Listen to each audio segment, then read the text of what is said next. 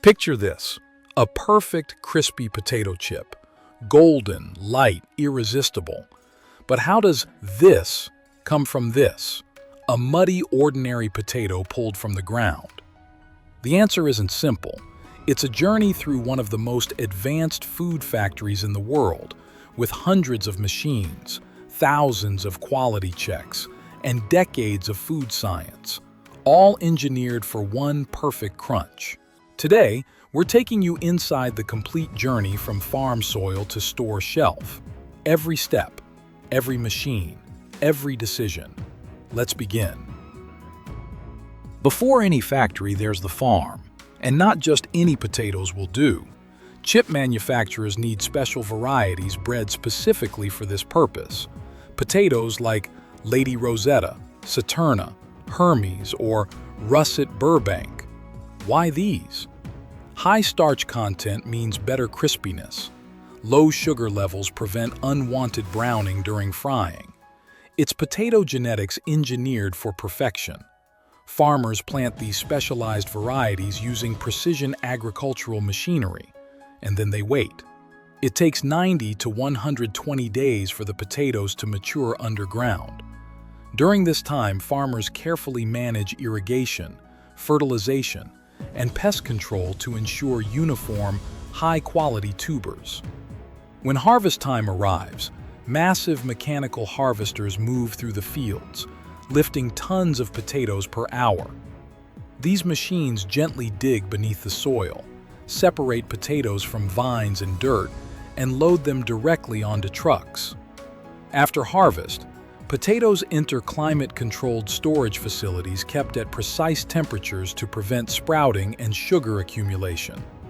From here, trucks loaded with tons of potatoes begin their journey to the factory. Fresh daily deliveries or carefully managed releases from storage, arriving at massive industrial complexes where the transformation begins. Before a single potato enters production, it must pass rigorous testing. First, the truck drives onto an industrial weighing scale. This isn't just for tracking. It determines payment to farmers based on weight and creates a traceability record for every batch. Workers then take random samples from multiple points in the truck bed, collecting potatoes that represent the entire load. These samples go straight to the on-site quality lab. Technicians test sugar content using refractometers. Too much sugar means dark, bitter chips. They measure specific gravity to verify starch levels. Potatoes with proper density sink in salt water while inferior ones float. Every parameter is checked against strict standards. And here's the critical part. This is a pass or fail decision for the entire truck. One failed test and thousands of kilograms are rejected and sent back. No exceptions. Only when every test confirms quality do the gates open, and the potatoes are approved to enter the production line. It's quality control at the most unforgiving level, before processing even begins. Now the transformation truly begins. The approved truck backs up to the receiving dock, and its hydraulic bed tilts upward. Thousands of potatoes cascade down like an avalanche into enormous receiving hoppers below. From here, they're loaded onto conveyor systems, but the journey isn't straightforward. First stop, the destoner. Potatoes are fed into a vertical helical screw conveyor, a clever piece of engineering. As the screw rotates, it lifts potatoes upward on a spiral path, but stones and heavy debris fall through gaps to a collection bin at the bottom. Gravity does the work, protecting downstream equipment from damage. Next comes size grading. Potatoes pass through mechanical sorting systems with adjustable gaps and rollers that separate them by diameter. This ensures uniform slicing later, smaller potatoes diverted to one line, larger ones to another. Then, the industrial wash. Potatoes tumble through massive rotating drum washers with high-pressure water jets and scrubbing brushes attacking from all angles, removing dirt, debris, and any remaining field contamination. Everything emerges clean and food safe. Now for peeling. Most modern factories use steam peeling technology. Potatoes enter a pressurized chamber where superheated steam penetrates the skin for just seconds. When the chamber opens, there's a dramatic release of steam, and the skins are loosened. The potatoes then tumble through abrasive roller systems. Rotating brushes gently rub away the loosened peel with minimal waste. Some lines use precision knife peelers for extra control. After peeling, human inspectors and machines work together, trimming any remaining eyes, blemishes, or green spots by hand or automated cutting tools. Finally, there's one more test, a density check. Peeled potatoes are floated in a saline solution tank. High-starch potatoes with the ideal internal structure sink to the bottom and continue to processing. Lower-quality potatoes float and are diverted. As for the peels and rejected potatoes, they're collected and often recycled as animal feed or compost. Nothing goes to waste. Now comes one of the most critical steps, slicing. Perfect peeled potatoes move along conveyors toward high-speed centrifugal slicers. These machines are engineering marvels. Potatoes are fed into a spinning chamber where they're thrown against razor-sharp rotating blades at incredible velocity. The result? Thousands of ultra-thin slices per minute, each one precisely 1.3 to 2 millimeters thick. Why does thickness matter so much? Too thick and the chips stay chewy inside. Too thin and they burn before cooking through. The precision has to be exact. For plain chips, smooth blades create perfectly flat, round slices. But for ridged or crinkle-cut chips, serrated blades cut in a wave pattern, creating those signature ridges that hold more seasoning and add extra crunch. The blades are sharpened constantly. Dull blades mean uneven cuts and wasted product. As slices fly off the blades, they drop immediately into the next stage. First, a cold water rinse. Slices pass through multiple water baths or spray curtains that wash away excess surface starch. Why remove starch? It prevents slices from sticking together and ensures even frying with no dark spots. The water becomes cloudy with dissolved starch, which is filtered and often recovered. Next comes blanching, a brief but crucial step. Slices move through hot water or steam blanchers heated to 80 to 100 degrees Celsius for just 1 to 2 minutes. This does several things. It reduces sugar content even further, preventing unwanted browning. It inactivates enzymes that cause discoloration, and it softens the tissue structure slightly, making moisture removal during frying more efficient. Some modern facilities skip chemical additives entirely, relying on blanching alone for color control. Clean label products consumers prefer. After blanching, slices are still wet. Enter the dewatering system. Slices pass over vibrating screens that shake off bulk water, then through powerful air knives, high-velocity air jets that blow away every remaining droplet from the surface. Why is this important? Less surface water means less moisture to remove during frying, which means faster cooking, lower oil absorption, and crispier chips. Every step here, slicing, rinsing, blanching, dewatering, is engineered to control the final color, texture, and crunch. Nothing is left to chance. Now we reach the heart of the entire process, frying. This is where raw potato slices become the chips we know, but it's not as simple as dropping them in hot oil. The system is massive and precise. Continuous fryers stretch hundreds of feet through the factory, long stainless steel channels filled with bubbling vegetable oil. The oil itself is carefully selected, high-quality varieties like sunflower, canola, or high oleic oils chosen for their stability at high heat and neutral flavor. Before frying even begins, the oil is tested. Technicians monitor free fatty acid levels, peroxide values, and smoke point to ensure freshness. Any degradation means the oil is replaced or filtered more aggressively.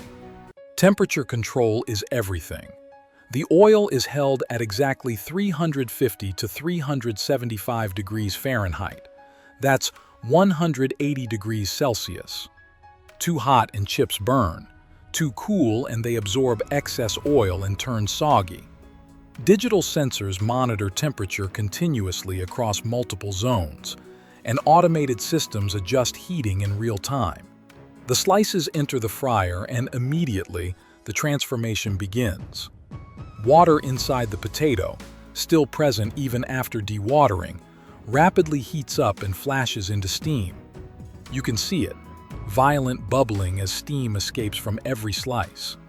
This steam creates thousands of tiny air pockets inside the chip, and as the steam leaves, hot oil rushes in to take its place. That's what makes chips crispy. The oil replaces the water. At the same time, something magical happens on the surface, the Maillard reaction. Amino acids and sugars in the potato react under heat, creating that golden brown color and the rich, savory flavor we associate with fried foods. It's chemistry and physics working together. The frying time? Exactly 3 minutes. Any longer and they darken too much. Any shorter and they're undercooked. Trained technicians monitor the line constantly. A temperature drop of just a few degrees can affect thousands of chips, so nothing is left unattended. Human judgment still matters, even in a highly automated facility. As chips move through the fryer, the oil itself is being managed. Continuous filtration systems pump oil through fine mesh screens and filters, removing burnt particles and food debris in real time. The oil circulates constantly. Every minute, 100% of the oil volume passes through the filtration system. This keeps the oil clean and extends its usable life. Above the fryer, a powerful exhaust system removes steam, smoke, and volatile compounds.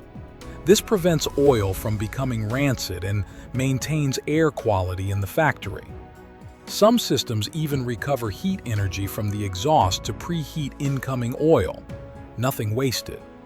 When chips exit the fryer, they're golden, crispy, and still glistening with oil. Excess oil must be removed.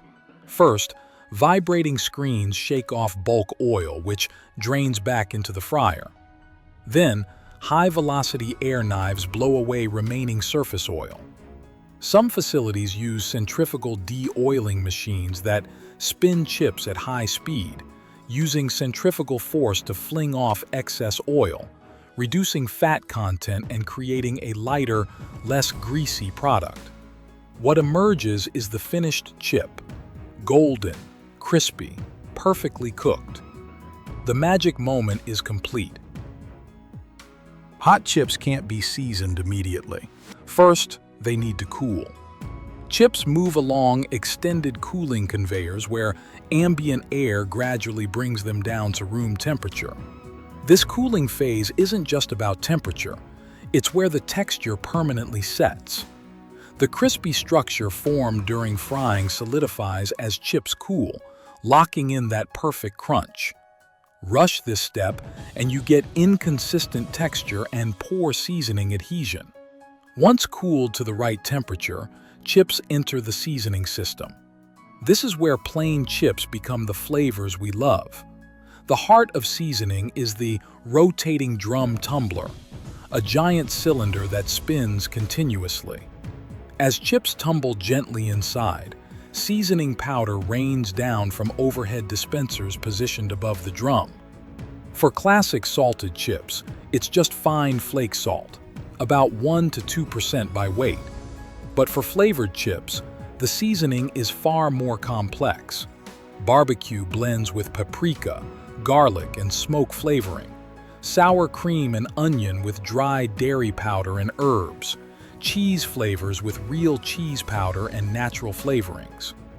The tumbling action ensures every chip surface is coated evenly.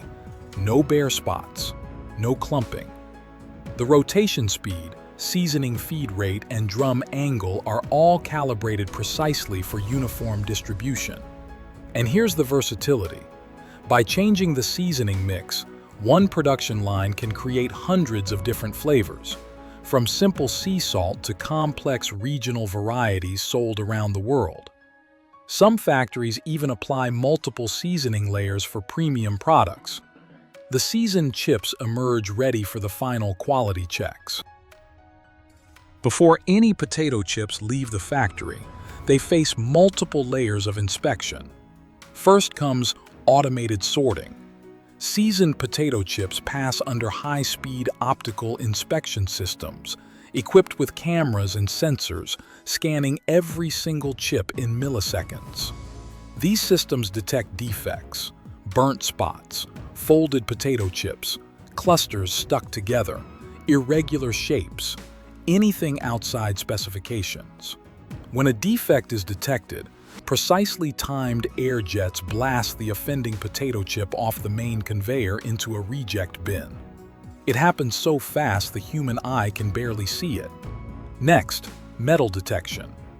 Potato chips pass through metal detector tunnels that can sense even microscopic metal fragments, a safeguard against any rare contamination from machinery. If metal is detected, the entire section of product is automatically diverted and inspected. But automation isn't everything. In the quality control laboratory, human expertise still matters. Professional tasters sample production every hour. They're trained specialists who evaluate multiple parameters: moisture content, which should be between 1 and 2%. Too much and potato chips go stale quickly. Too little and they're brittle and break in the bag. Color is measured using spectral photometers that assign precise numerical values to the golden hue.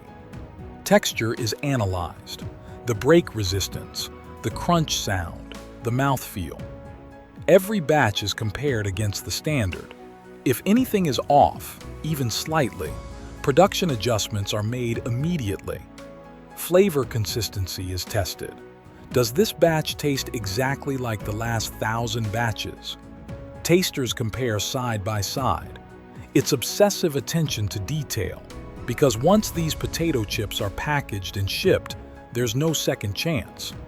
Quality control isn't just a checkpoint, it's a guarantee. Approved chips now face their final transformation: packaging. Chips flow from quality control toward automated weighing and filling stations. High-precision scales measure exact portions. Most bags are filled by weight, not count, so every bag contains exactly what's printed on the label. Multiple weighing heads work together, automatically combining chips from different hoppers to hit the target weight perfectly. The chips are then funneled gently into bags being formed below. The machinery handles them carefully to minimize breakage. But these aren't ordinary bags. What looks like simple plastic is actually a marvel of material engineering, a multi-layer film with typically 3 to 5 layers laminated together. Each layer has a specific job. The outer layer provides printability for branding and mechanical strength for handling. The middle barrier layer, often metallized aluminum, blocks oxygen and moisture, the two enemies of freshness. The inner layer is heat sealable and food safe, designed to contact chips directly. This construction creates a fortress protecting against staleness. Now comes the critical step: nitrogen flushing. Before sealing, nitrogen gas is pumped into each bag, displacing oxygen. Why nitrogen? It's inert. It won't react with the chips or cause rancidity. The nitrogen also inflates the bag, creating a protective cushion that prevents chips from crushing during shipping. The goal is to reduce oxygen levels below 0.5%. Above that, oxidation accelerates, oils go rancid, and chips lose their fresh flavor. Continuous sensors monitor oxygen levels in real time. If levels rise too high, bags are rejected. Next, heat sealing.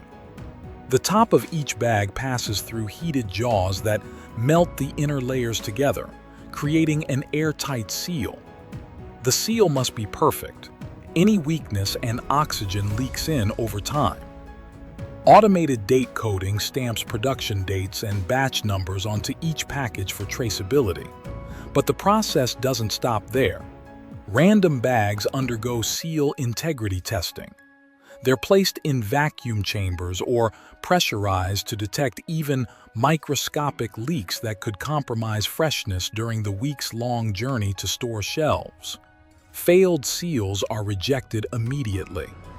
This is packaging as engineering. Every detail designed to deliver factory-fresh chips to consumers, no matter where or when they open the bag. Sealed and verified, the chips are now ready to leave the factory.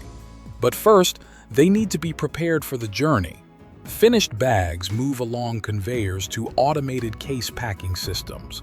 Robotic arms or mechanical pushers arrange bags into cardboard boxes, typically 12 to 24 bags per case, depending on size. The boxes are sealed, labeled with shipping information, and stacked. Next comes palletizing. In modern facilities, robotic palletizing systems take over. Mechanical arms equipped with vacuum grippers lift entire layers of boxes, stacking them in precise patterns on wooden pallets. And there you have it, the complete journey of the potato chip. From soil to shelf, the process took us through hundreds of machines, thousands of quality checks, and dozens of precision-engineered steps. Here's what's remarkable. Roughly 4 tons of raw potatoes are needed to produce just 1 ton of finished chips. That's how much moisture is removed during frying. The entire journey, from the moment potatoes are harvested to when they appear on store shelves, can happen in less than 2 weeks. One modern factory can produce millions of bags per day, operating 24/7 with trained technicians monitoring every stage. All of this technology, all of this engineering, all of this obsessive attention to detail. For what? For that one perfect crunch when you open a bag. Next time you reach for chips, you'll know. It's not just a snack. It's a masterpiece of food science, industrial engineering, and human ingenuity. If you enjoyed this deep dive, hit that like button, subscribe for more factory investigations, and drop a comment below. What's your favorite chip flavor? Thanks for watching, and enjoy that crunch.